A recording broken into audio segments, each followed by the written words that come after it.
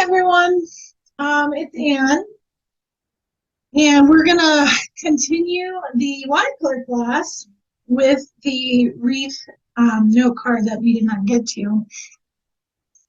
Now, funny story, I already recorded this once today, only to find out that it was recording the whole time in a black screen, and you could hear me, but you couldn't see anything. So this is round two, and hopefully it goes well. So just like last time with the different cards, there's going to be kind of a practice exercise and then the card itself.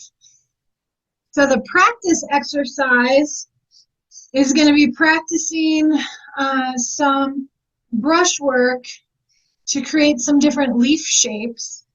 And then once you get comfortable with that, we can jump into the wreath itself. And I just wanted to have this other card up here to remind you that you can do this. It doesn't have to be a circle.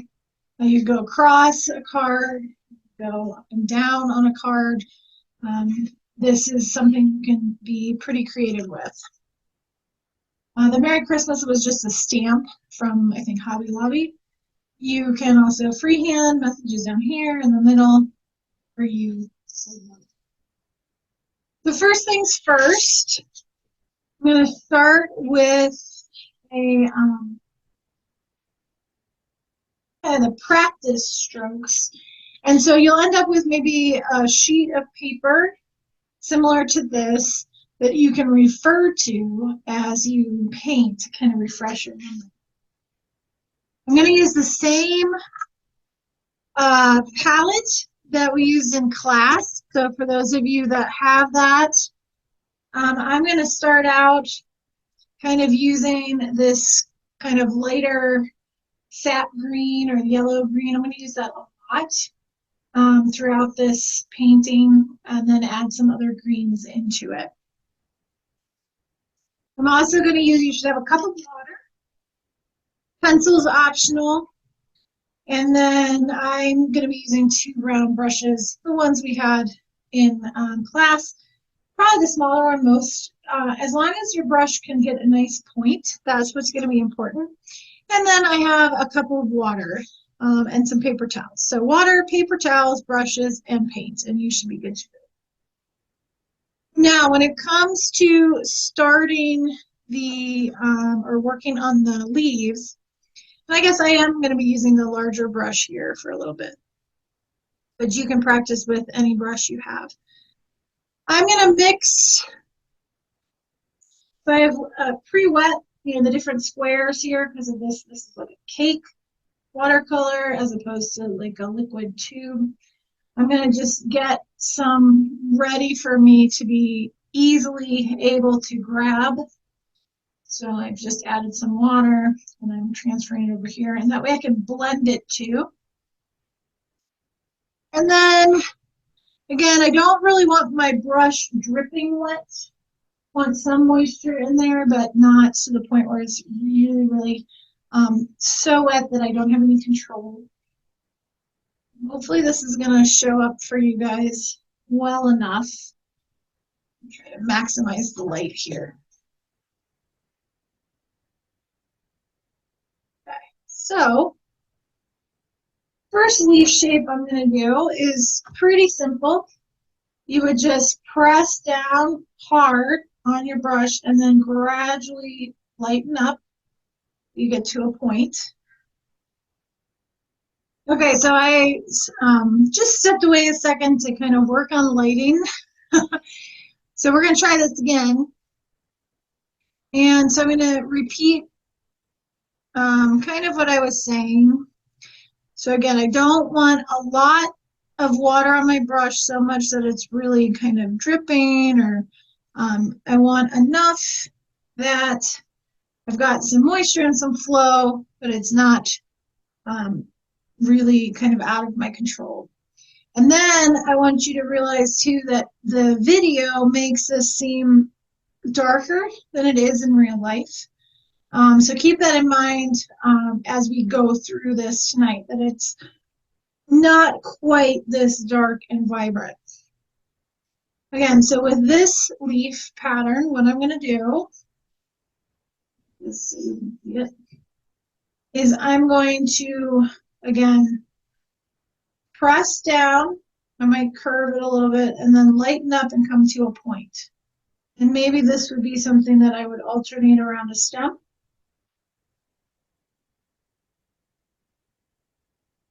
I could lightly draw in connecting stem if I wanted to. I could do the same thing and just have them kind of go in the same way. You can play with this. And I do want you to practice watercolor.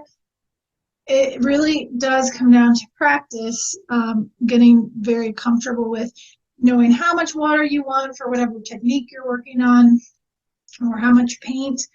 We're gonna, when we do this wreath, we're going to start with one full kind of pass around the wreath in a light, kind of transparent layer, and then we'll build on that. Okay, so the next one is going to be kind of the reverse. I'm going to start with a point, kind of lightly pressing, and then gradually get so that I'm pressing harder, and the brush widens out, and then I lighten up again for another point at the other side. So again, some plants, this would be opposite one another. So again, light, so I get a point, press, so the width of the brush doesn't work, and then I pull up. So I might do that here. And again, over here. And again, you could kind of connect them if you wanted, or let them be free flowing. Or you could do that alternate. So lightly press down to get a point, and then press harder and lift up. And then I do that again, maybe a little lower down. And again. Okay. So those are some leaves you could do. You could do that same technique, but make it smaller. And you could kind of fill in like an oval shape or a teardrop shape. Widen it out.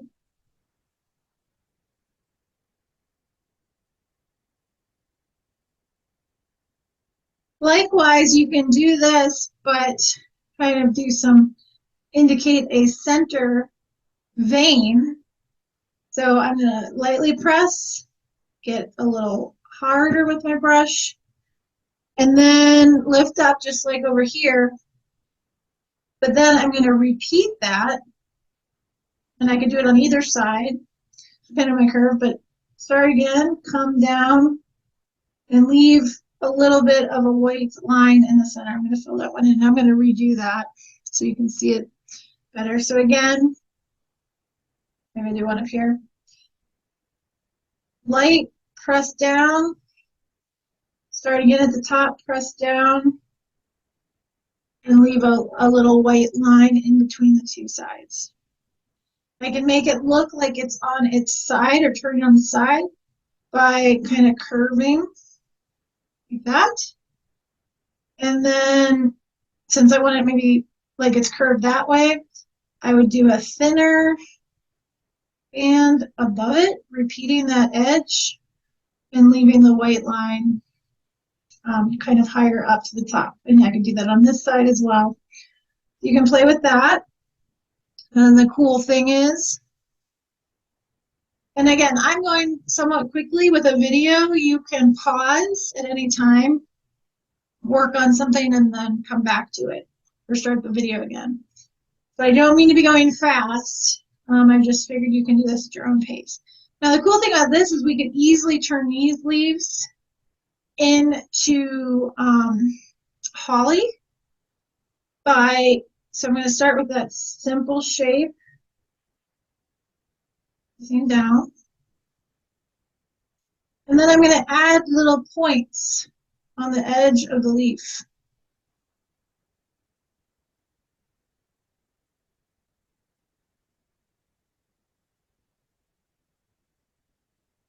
I wanted a little more of a point at the tip. That's fine. So if I were going to do for the wreath, maybe, the holly and leaves of 3, what I could do is do another one like this. Again, just lightly, while it's still, the first layer is still wet. You want this to not dry before you get to this. Add those little peaks to the leaf. And then I'm going to do one more. And you can, again, you could curve these if you wanted a little bit.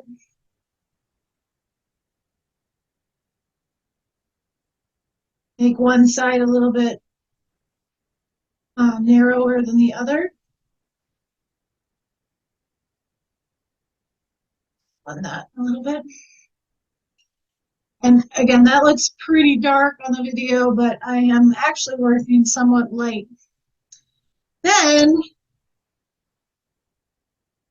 I'm going to challenge you, because we are going to be putting red into this painting for berries and flowers and such.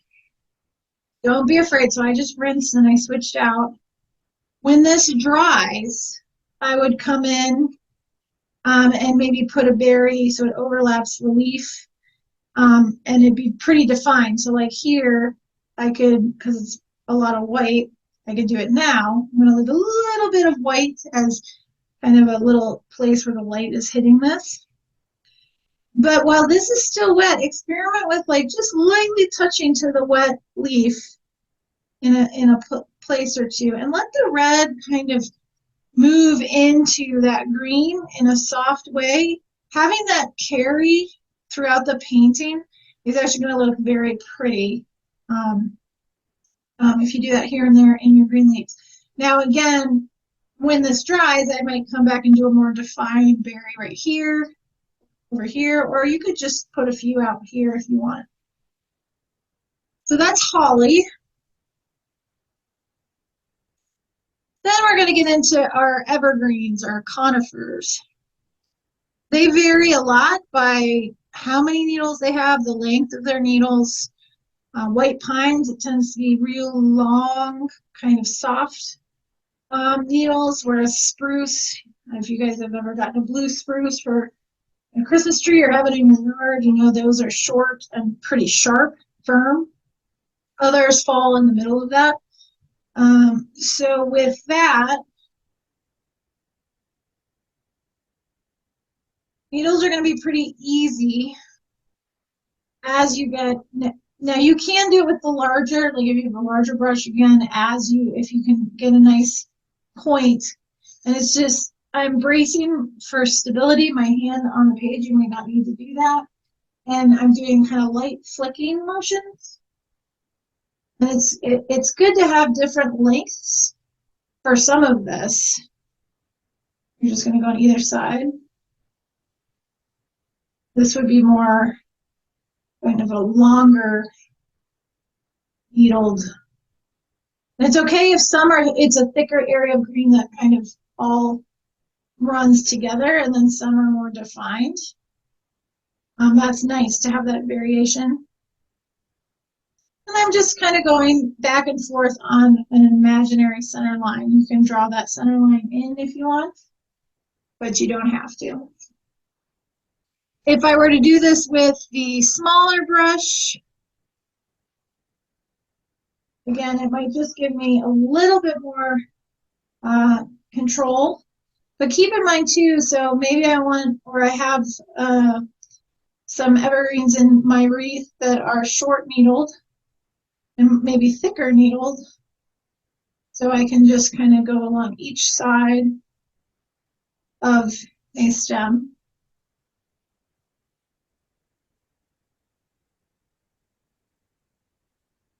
Some of your brush strokes can be wide, some can be, little delicate lines.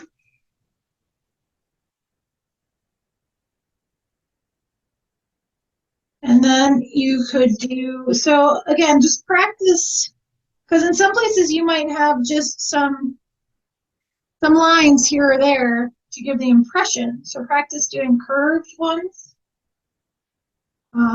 both directions, straight. See if you can get as thin a line as you possibly can. And then, the pressure to get a thicker one. And then another one that might be nice to incorporate is one along the center stem. So you could switch colors. Maybe I picked up a little bit of brown, or you can, just use your green. So let's say I'd have a center stem and then I'd have a little stem off of it in places. That's going to be where I might put a berry. And then my needles would go kind of, you could alternate. In some places, maybe you have it on the same side. And in some, or I should say only on one side of the stem, and maybe on others, you have needles on both sides of the stem.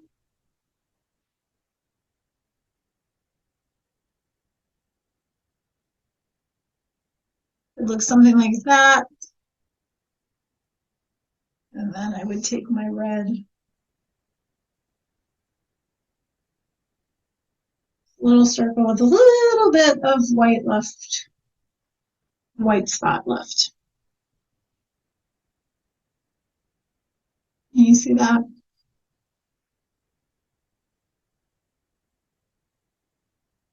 So you would end up with kind of your, I guess, cheat sheet of leaves to look at that would look like this. And you can vary from this. You can make other leaf shapes. Again, this is your painting. The thing is to keep in mind that when you're actually, if you want this look, you're wanting to mix up kind of the leaf shapes, the sizes, and the colors to make it interesting. So I have kind of holly here. I have some here. Maybe the impression of some here that's soft. These are actually, maybe like a flower, which I'll show you when we actually paint the wreath, how to do that. What I do when I start this is, again, the layer that's kind of this light yellow-green is going to be what I put in all the way around first. Then all the darker ones, or where I build the color, is after that. I want to make sure when I start that I set aside some areas where I know there's going to be red, at least 3 areas, if you want kind of to include that. You do not have to by any means. And then you want to leave white. So you're not filling in solid around. You're leaving areas of white. And as you build, those areas will get filled, but you consciously want to try to have those spaces. Now, I'm going to get started. And you can either freehand a circle, or, it doesn't even have to be really defined, just to give yourself a guide. Or here I have a scotch tape masking tape, painter's tape, about the size that I would maybe want. So I might lightly put a few marks to give myself a guide. And as I paint, everyone's going to have, brush strokes. Sorry, I have a couple cats. I'm fostering one who's actually in here right now, so he may stop by during this. But as you're painting, you may find with a paper this size, and the fact that we're working in a circle, that you actually move the paper as you're working, depending on what you're comfortable with in terms of your leaves and your brush strokes. For this one, I did that as I went, and I want you to kind of pay attention to the direction that the leaves are. The majority of them are going in the flow of the circle. Very few, they're going kind of in one direction. They might go into the wreath or out of it, almost like horizontal from that center line. A few go backwards, not many, a few, but you want that flow of moving around whichever direction you pick. I just naturally gravitate this way. So keep that in mind too. So yes, watercolor is loose and flowy and fun, but it can also mean a lot of decision making, thinking about where your weight of the paper is, and planning kind of how you are going to structure a painting. So with that, I'm going to get started. Again, I'm just going to start painting and talking about what I'm doing. Once you get the gist of it, you can fast forward, you can pause it. That's up to you. I'm going to start again with that kind of yellowy sap green color that's in the palette. I might add a little more yellow to it, but not much. I'm going to get enough so that I can just kind of move over and grab it. And for this stage, again, I want this to read light, like it's behind the other layers of the vegetation that's in this wreath. So again, I'm doing this light, transparent layer. It might look a little darker on the video because of the way wet paint is kind of appearing on here. So just keep that in mind that what you're seeing is darker than what I'm doing. Okay, so I'm going to start. I might test it. I'm going to dab off the extra paint and water on a paper towel. And then I'm just going to start with a simple oval.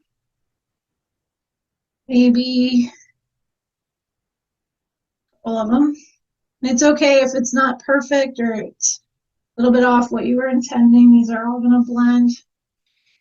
And it's actually a lot darker than I wanted to start with. So if you remember from class, a good way to lift is you draw your brush and you go back over your paint and lift off a little bit of that pigment and water. This isn't that bad. It'll dry lighter, but it tells me that I want to water down my paint just a little bit more while I'm working on this layer. All right, so remember I said I like to turn, so I turned it a little bit. I'm going to do that, pushing down and kind of lightening up leaf. And I'm not going to be afraid. You can have them just kind of off by themselves. They don't have to be connected to anything. You can vary the texture. So I've got some, quote unquote, thicker leaves. So now maybe I want to make sure I have some pine. I'm gonna on some needles. I'm gonna go somewhat quickly. I might be a little more careful, or not. But if I were going slower,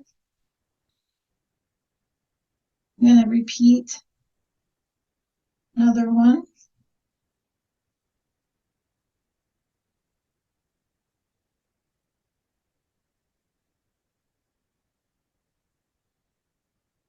Again, we're going to layer over this. So this is just me getting started. I bring it up. You can see where it's darker, that's water pooling a little bit, and it looks very dark. It's not. Most of it's about like this transparency, and that's what I'm hoping you'll aim for. Then I know that I want to lay in red. So I'm actually going to rinse my brush, and this is a reminder to myself that I'm going to want some red, probably at least 3 spots. Mine's going to fill up a lot more, but I want to just remind myself of that. So I'm going to put in what would be maybe a flower. So I'm going to start with the letter C, repeat it in both directions, getting larger and larger, letting some kind of hook into one another, or so I get something that looks a little bit like that. Maybe I'll do a smaller one, kind of off to the side, overlapping a bit. Like that. And then at this stage, and again, I want this kind of light and transparent too. Maybe I know I'm going to want some additional hint of a berry here and there.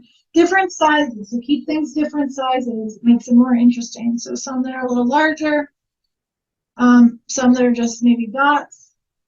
Working in odd numbers is always a good thing. I'm gonna also, I know down here, I could do leaf first, or I could just jump in. I know I'm probably gonna put holly right here or something. So I'm gonna do maybe 3 berries. Again, this is just pooling water, so I'm lifting that up. I do want variety even in these, where some I leave transparent by the end and others I build up their color. And then I know that I probably want at least something red over here. So I'm just gonna drop in a little bit of the hint of something. That just gets me thinking that I want red throughout. The other thing you can do, like I said with the leaves when we were practicing, where there's still some wetness in some of your green leaves, you can just lightly dab a little tiny bit of red to let it flow here and there. And again, looks dark, actually really minimal. It's kind of hard to have that show until it dries, and then I'll be able to show you. All right, so I know now that I wanted to put maybe holly here. So if you remember, I'm going to start light, press down, give myself that kind of large oval shape. You can see this movement, that pooling, a lot of water on my brush. I don't necessarily want that, so I'm going to dab it, dry it on a paper towel, pull that up, at least some of it. Then go back, grab a little bit more paint, and do those kind of pointed, jagged edges.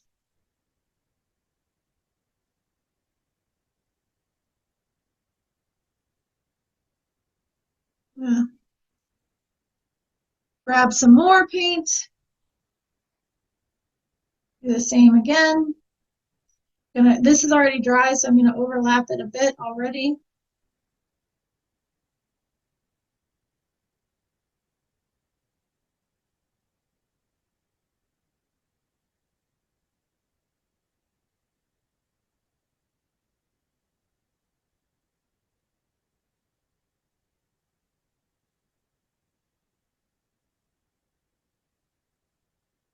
And then maybe a third one that somewhat goes a little bit back.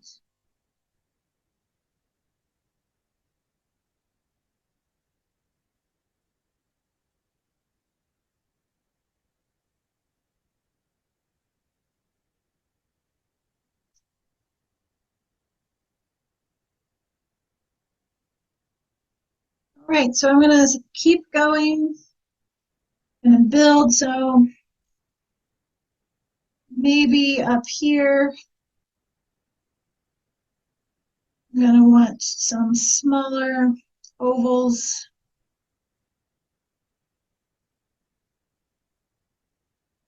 Leaf shape, I should say.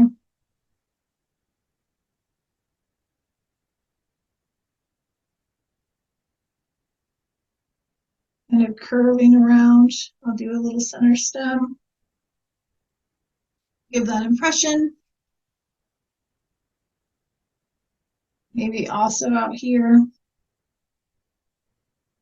Don't be afraid to kind of experiment. You also want to make sure your wreath is kind of an equal width around. You can have stuff coming off, but like as I go, I'm going to want to fill in over here a little bit in places because these are so large. And in fact, I'm going to balance that out right now by probably putting another largish leaf up here.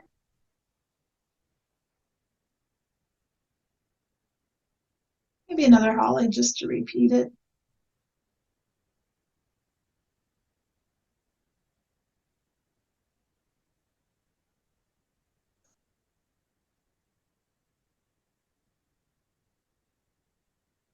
Again, I know I'm going to want more this way, so I think what I'm going to do is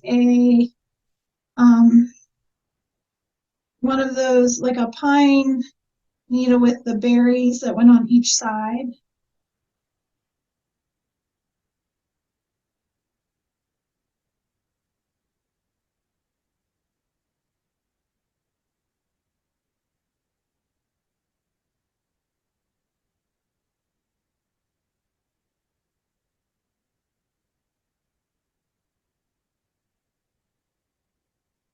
And then that would mean that the berry was about here, maybe here, in this area.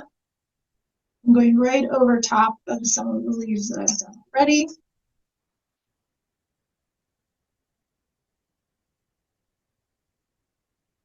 I'm going to just do some fun little, not anything, they're just some lines to give an impression. Maybe I'll do that. Well, let's just keep going. So I'm going to repeat the ones where I press down and come back and lighten up as I go. So I'm just going to put a few of those in some places. I could stand to have more of those down here.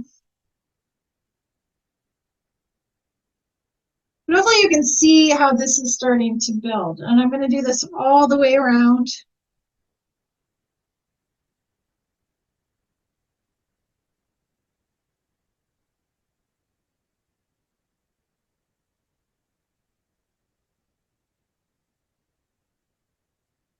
It's okay if you've already done one and then you do one over top of a different, it's not going to matter.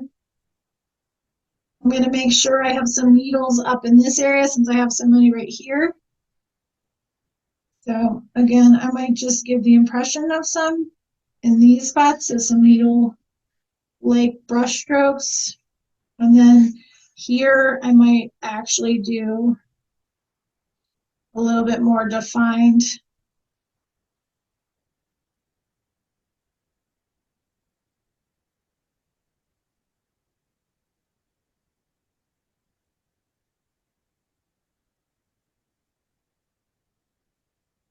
Curl one back a little bit.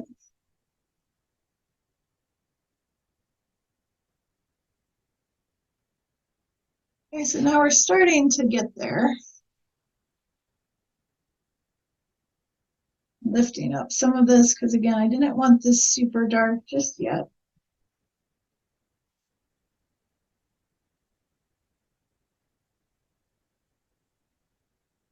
I might stick in another holly leaf. These kind of look like holly berries. I wasn't really planning that specifically, but I'll work with it. I'm going to make this a curved one.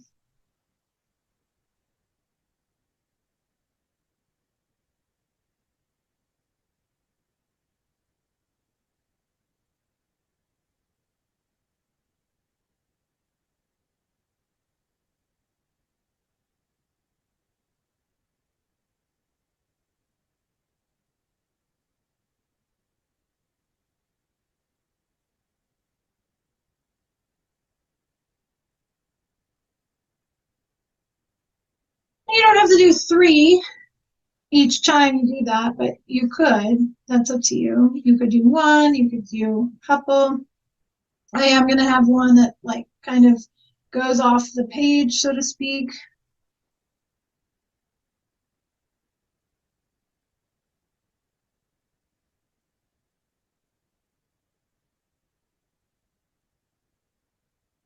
Probably going to repeat that over here just for some balance.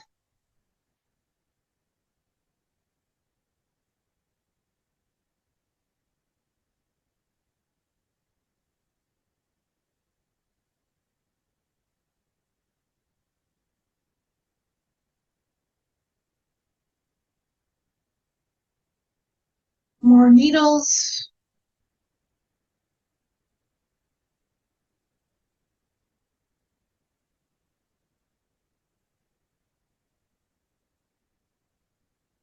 Again, there are different kinds, so you can always make some short, kind of thick ones. Some that are a little more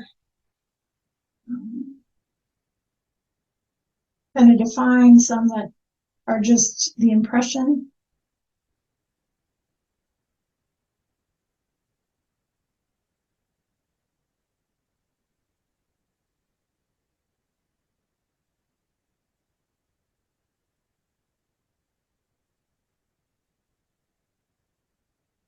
And again, I know it might be disorienting, but I keep moving the painting around, but it helps. I find it helps to kind of figure out my flow.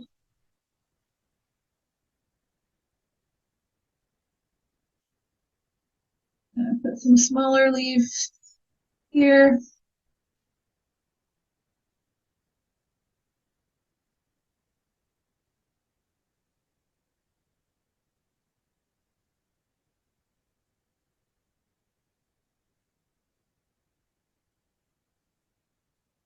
All right. And maybe another one of those where the needles are kind of on either side with some small berries in between. Hopefully at this point you're kind of painting as well and starting to build your layer. So then what's going to happen is I've set this, there's some variation already, some really light ones, some that are a little darker. And this is where I'm going to maybe work with two more colors. So I'm going to work with the same color that I've been using, and I might just make it more saturated, so a little bit darker for that reason. And then I'm going to use maybe a dark green, like a foresty green. You have a number of greens in your palette, and you can mix those together to get even more greens. So I'm going to mix the one that's kind of like a stereotypical, like Christmas green, or I don't know, when you think green, like a green marker, it kind of looks like that. And I'm going to mix it with, there's a green in your palette that's kind of a darker, like a, I'm blanking on the, like a darker pine green, I guess. There's some that have hints of blue. So you can mix these together to get a couple different shades. I wouldn't do more than, frankly, a couple more, and you're going to just use them in various levels of intensity. So whether that's very transparent, kind of like this layer, you could just go in, go right over top. In places that's pretty dark, especially on the video. So I actually went back and kind of watered down the paint I'm using. And don't be afraid to go right over top or overlap, or just do some areas where you don't have something. Just bounce around. So again, you can do the real light, just like the background we've already done. It'll just be a different color. But you can also, at this point, kind of add a layer that's darker. So maybe here I have the impression of pine. I'm going to pop in a third one, but it's going to be this darker green and more saturated. So I'm going to go right over top. Not exactly. I want the bottom layer to show through. So don't plan on just going right over what you've got. You're adding new stuff. And you're going to do that, again, like I said, here and there, but you're going to carry that around your painting. And again, it looks super dark while it's wet. It's not that dark in person. Now this one, I think I'm going to switch. I've been using the large brush, but I do want a little more definition and more fine tuning here. So first things first, I got to get some of the extra water off. There. So now I can do real fine lines. I'm kind of following one of the ones I already had. Again, not necessarily going exactly.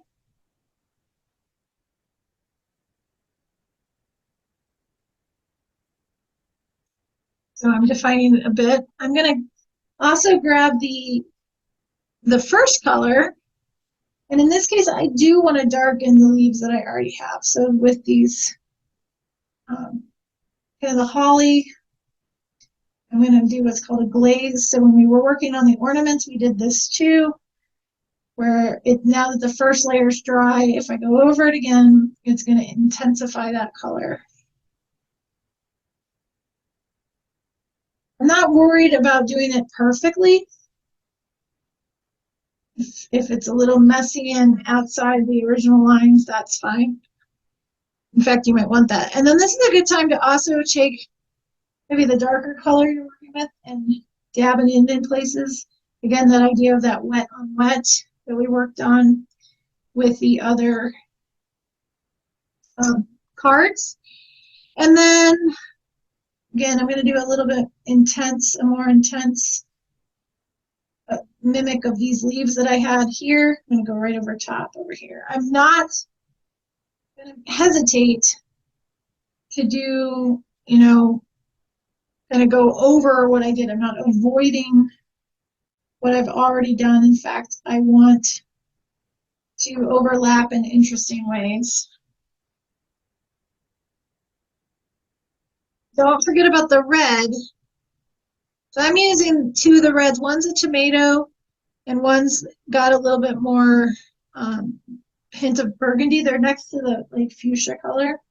So some of these berries that have dried, I do want more intense. So I'm going to, again, go over top. Kind of loosely. I don't necessarily want it perfect. Same with this kind of flower area. I'm going to go over top, but I'm allowing some of that white to get covered over with this latest layer and leaving some.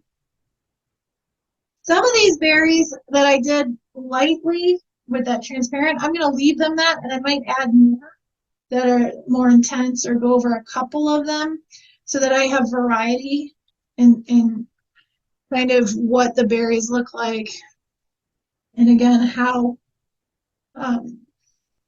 you know, if they're close to us, if they're far away. Maybe I'll add some brand new ones in places. Like I said, I like it. I like a lot of red through this. I could add a whole new flower down here, going right over that green. Sure, I see some leaves through it, but that's fine.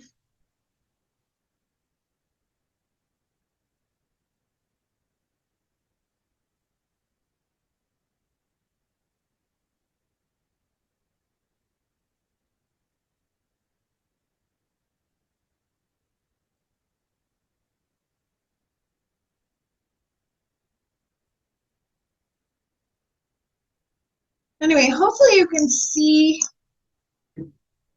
how this starts to build. You can do as much or as little as you want.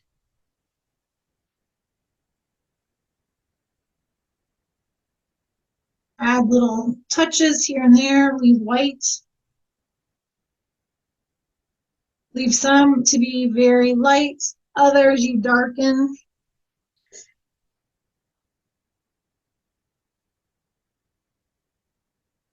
Again, keeping in mind the direction of the leaves and the variation.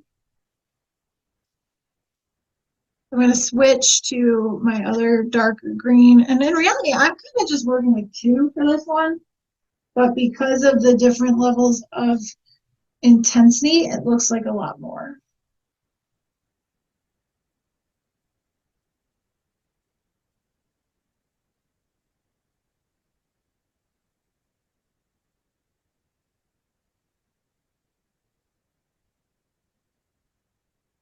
Maybe I want a darker,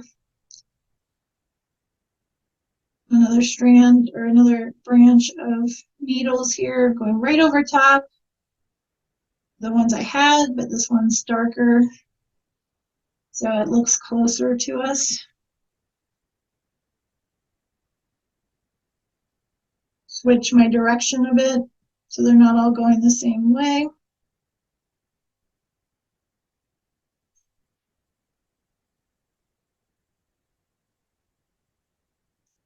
And you just keep going until you're like, eh, that's it. And to the point that I like it.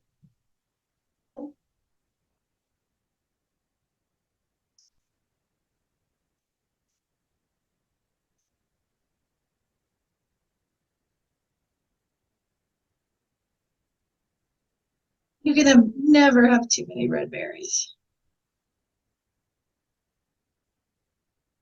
Some down here. Now maybe this would be that there's a little clump. They tend to be asymmetrical, some of the species, and they get smaller towards the end. Like that. I don't have any of the darker blue much over here, so I'm gonna add a little, or blue, sorry, green. This is kind of water heavy on my brush. I'm letting it be loose. And then maybe right here, now that I've got some of the extra moisture off, I'm going to do a little bit more defined needles.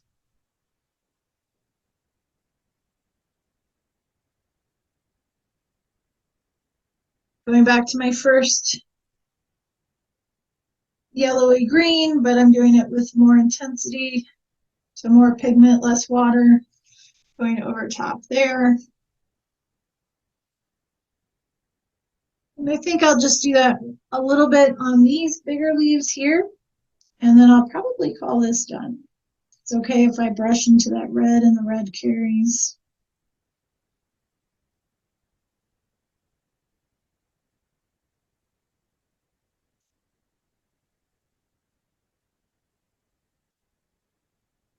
Do little additional touches where I think it needs something. But I'm going to say close to done. All right, so it's none of these are going to be exact. Here's the first one I did. So nobody's going to look the same. Heck, if you do more than one of these, they're not going to look the same, and that's what you want. You want these to be kind of loose or free. Let the paint sometimes have the freedom to do what watercolor paint does. But again, you also want to practice building your color and your intensity and your layers, and trying to get in that mindset of letting the paint do what it wants to some extent, but you're also controlling it and making some decisions. So hopefully that was enjoyable. Hopefully this video worked. I'll know in a couple minutes. And if you have any questions or anything, feel free to email me. And I hope that you enjoy painting. Have a good holiday.